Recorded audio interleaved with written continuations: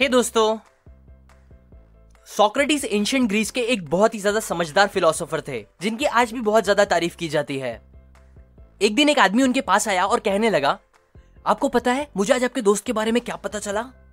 Socrates ने फौरन उसे रोका और कहा, इससे पहले कि तुम कुछ कहो मैं तुम्हारी बात को थोड़ा फिल्टर करना चाहूंगा अपने 3 फिल्टर टेस्ट का यूज करके, जिसमें से पहला फिल्टर है सच्चाई का।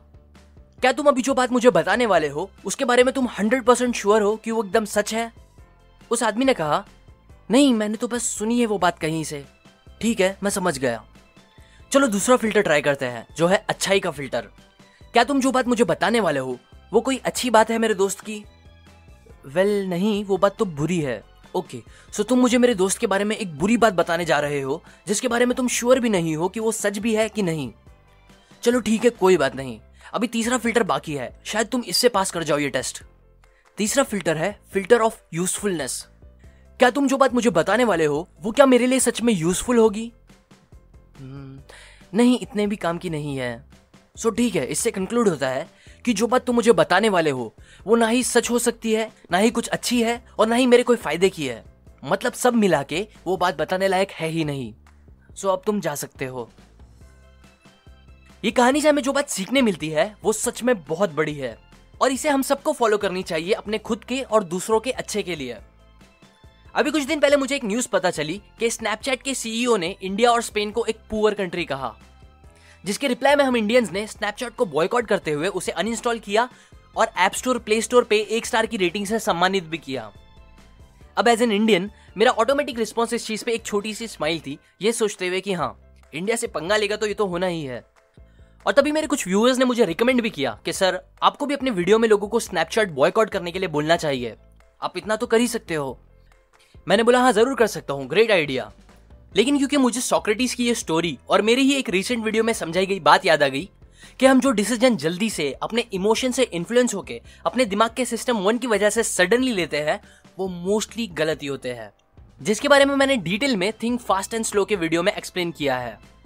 इसीलिए मैंने सोचा कि एक बार इस इन्फॉर्मेशन को कंफर्म कर लेना ठीक होगा। वैसे तो मुझे पूरा कॉन्फिडेंस था कि इतने सारे लोग बोल रहे हैं तो सच ही होगा, बट फिर भी मैंने एक बार क्रॉस चेक करना जरूरी समझा। सो फिर मैं सर्च करने लगा वो वीडियो या स्टेटमेंट जहां स्नैपचैट के सीईओ ने ये बात कही थी। पर फिर पहला आर्टिकल ही अच्छे से पढ़ने के बाद मुझे पता चला कि उसने तो ये बात बोली ही नहीं थी कि इंडिया पुअर है, बल्कि ये बात तो स्नैपचैट के एक पुराने एम्प्लॉय ने, जिसने कंपनी 2015 में छोड़ दी थी किसी रीजन की वजह से, जो गुस्सा था कंपनी से, उसने बस एक एलिगेशन लगाते हुए कहा कि सीईओ ने ऐसा बोला था। तब मैं सोच में पड़ गया, बिकॉज अब मेरे पास कोई प्रूफ नहीं था अपने व्यूअर्स के साथ शेयर करने के लिए कि उसने ऐसा बोला था। मैंने और रिसर्च करी कि कहीं से तो शायद मिल जाए वो स्टेटमेंट, बट वो मुझे नहीं मिला। मिला तो बस ये कि उस सीईओ ने कहा, मैंने ऐसा बिल्कुल नहीं कहा था, बल्कि इंडिया में तो उनका 4 मिलियन यूजर्स का बेस है जो डेली स्नैपचैट यूज करता है, जो उनके लिए बहुत इंपॉर्टेंस रखता है। सो ये सब पता चलने के बाद मैं रुक गया, क्योंकि अगर ये बात थोड़ी भी सच है कि उसने ऐसा नहीं बोला था तो मेरा आप लोगों को गलत इन्फॉर्मेशन देना एक बहुत गलत बात होगी, जो कि ज्यादातर मीडिया अपने फायदे के लिए नहीं सोचती। अच्छा, अगर मान लो सीईओ ने सच में इंडिया की इंसल्ट करी होती, या जब भी कोई हमें और आपको इंसल्ट करता है, क्रिटिसाइज करता है किसी भी रीजन के लिए, तो उस इंसल्ट से डील करने के लिए हमें 3 रूल्स को समझना चाहिए, जो बताई गई है one of my favourite book how to stop worrying and start living by Dale Carnegie में। मैंने पहले भी एक वीडियो बनाया है इस बुक पे, जो आप जरूर देखना यहाँ क्लिक करके, या जिसकी लिंक मैंने डिस्क्रिप्शन और कमेंट में डाली है। और आज मैं उसी बुक का एक और पार्ट डिस्कस करूंगा जो सिखाता है कि कैसे हमें इंसल्ट और क्रिटिसिज्म से डील करना चाहिए खुद खुशी से जीने के लिए और सक्सेसफुल बनने के लिए। So let's begin. Rule number 1, no one kicks a dead dog. Robert Hutchin एक बहुत ही मेहनती इंसान थे जिन्होंने अपने मेहनत के दम पर बस 30 इयर्स की एज में अमेरिका के 4th रिचेस्ट यूनिवर्सिटी येल का प्रेसिडेंट बन के दिखाया। वो अपने कलीग से और दूसरे प्रोफेसर से छोटे थे, सो ऑब्वियसली उनसे बड़े जो लोग थे एज में, उन्हें ये डिसीजन जरा भी पसंद नहीं आया। उन लोगों ने रॉबर्ट की बुराइयां और क्रिटिसाइज करना स्टार्ट कर दिया। सब उनसे जलने लगे थे। इनफैक्ट न्यूज़पेपर वाले भी उनकी बुराई करने लगे थे, बस इसलिए क्योंकि उन्हें इतने कम एज में इतनी बड़ी पोजीशन दे दी गई थी। जिस दिन उनका इनॉग्रेशन हो रहा था उस दिन रॉबर्ट के फादर से उनके एक दोस्त ने कहा, इन पेपर वालों ने आपके बेटे के बारे में बहुत बुरी बातें लिखी है। तब उनके फादर ने कहा, हाँ मुझे पता है, लेकिन एक बात याद रखो, no one kicks a dead dog. कोई भी इंसान उस इंसान के बारे में इतना ज्यादा नहीं बोलता जो अपनी लाइफ में कुछ एक्स्ट्रा ऑर्डिनरी नहीं कर रहा और जो ज्यादातर लोगों की तरह बस एक बोरिंग जिंदगी जी रहा है। जितने भी लोग लाइफ में कुछ बड़ा करते हैं या कुछ अलग करते हैं, उन लोगों को ही लोग क्रिटिसाइज करते हैं और उनकी ही बुराई करते हैं। ये इंसानों का नेचर बन गया है, क्योंकि ये करने से ही उन्हें थोड़ा अटेंशन और इंपॉर्टेंस मिलने लगती है, जो वैसे तो उन्हें मिलने से रही। इसीलिए ऑथर कहते हैं कि क्रिटिसिज्म एक्चुअल में एक छुपा हुआ कॉम्प्लीमेंट है, जो ये बताता है कि आप इंपॉर्टेंट हो, आप इतने इंपॉर्टेंट हो कि किसी ने अपना टाइम निकाल के आपके बारे में बात की। इसलिए उसे बुरा फील करने के बजाय खुश हो जाओ, क्योंकि आप अपनी लाइफ में कुछ तो ऐसा कर रहे हो जो अटेंशन देने के लायक है, वरना आम लोगों को तो कोई पूछता तक नहीं है। Rule number 2, keep your umbrella open for the rain of criticism. आपने ये स्टोरी तो सुनी ही होगी, जहां एक बार एक आदमी अपनी वाइफ के साथ एक खच्चर को लेकर कहीं जा रहा होता है।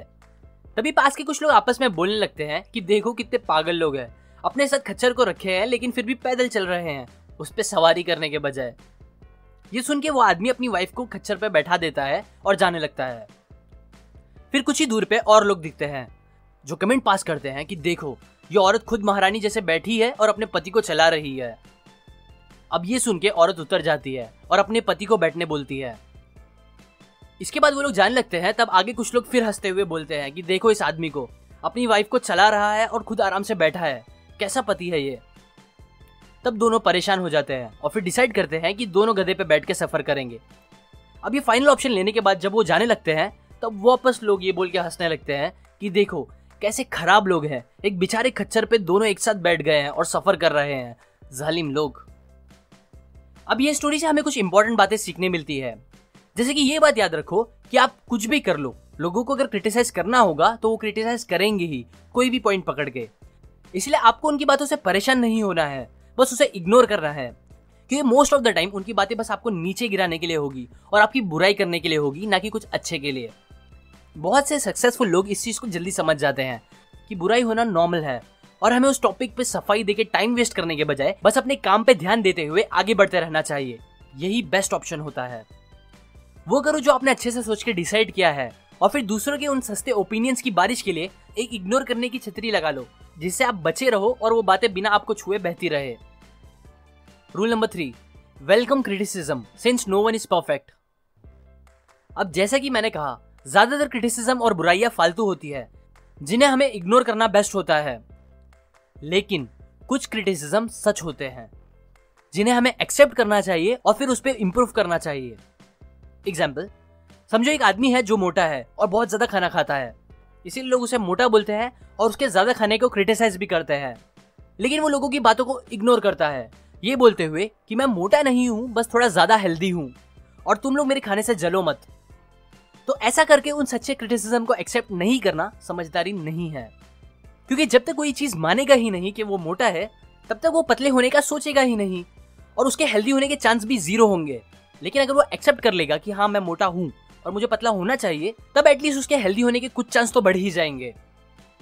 इसीलिए अगर आपको कोई क्रिटिसाइज कर रहा है सही बात बोल के, तो उसे सुनो और उस इंसल्ट की हेल्प से इंप्रूव करो, ना कि गुस्सा हो जाओ।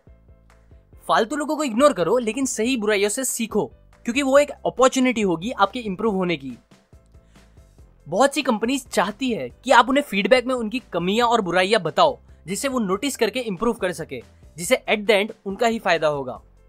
इसीलिए आप भी खुद अपनी कमियों और बुराइयों को सर्च करो और फिर उसमें इंप्रूव करो। ये चीज आपको सक्सेसफुल बनने में बहुत हेल्प करेगी। अब एज एन इंडियन मैं एक बात समझता हूँ कि हाँ, हम दुनिया की फास्टेस्ट ग्रोइंग इकोनॉमी में से एक है, लेकिन ये भी सच है कि हम इतने अमीर भी नहीं है। 2014 के डेटा के हिसाब से 180 million Indians below poverty line है, मतलब 18 करोड़ लोग दिन में 120 रुपए भी नहीं कमा पाते घर चलाने के लिए। हमारी कंट्री सेकंड पे आती है अमीर और गरीबों के बीच के गैप के हिसाब से। बस 1% इंडियंस 60% पैसों के मालिक है इंडिया में। और ये सब बातें बहुत इंपॉर्टेंट इशू है, जिसे सही करने के लिए हमें सबसे पहले मानना होगा कि हाँ ये इशू है इंडिया में। जब तक हम इसे मानेंगे ही नहीं, तब तक इन इश्यूज को सॉल्व करने के चांस भी जीरो होंगे। इसीलिए पहले तो एक्सेप्ट करो और अब अपने आप को अमीर बनाओ मेहनत करके, क्योंकि आप अमीर होगे तभी आपकी कंट्री भी अमीर होगी और तभी एक्चुअल में कुछ फायदा होगा आपका भी और देश का भी। एक और बात, मैं आप लोगों से रिक्वेस्ट करूंगा कि नेक्स्ट टाइम अगर आपको कोई न्यूज मिलेगी तो उस पर पहले 3 फिल्टर टेस्ट अप्लाई करो, और ये भी पक्का करो कि आप वो शेयर अपने सिस्टम 2 का यूज करके कर रहे हो, ना कि सिस्टम 1 का। अगर आपको ये सिस्टम की बात समझ नहीं आ रही तो आप मेरा ये वीडियो जरूर देखो, जिसका नाम है कैन यू आंसर दिस। ये देखने पर आपको समझ आ जाएगा कि हमारा ब्रेन कैसे काम करता है सिस्टम्स का यूज करके, जो आपके लिए बहुत काम की नॉलेज होगी। और अगेन ये बातें मैंने आपको how to stop worrying and start living book से बताई है, जो सच में एक कमाल की बुक है। इस बुक की एक अच्छी समरी मैंने पहले ही बनाई है, जिसे आप यहाँ पे क्लिक करके देख सकते हो। ये बुक को आप डिस्क्रिप्शन में जाके खरीद भी सकते हो। अभी के लिए सब्सक्राइब करें, मैं और ऐसी काम की बातें आपके साथ शेयर करता रहूंगा। And finally thanks for watching.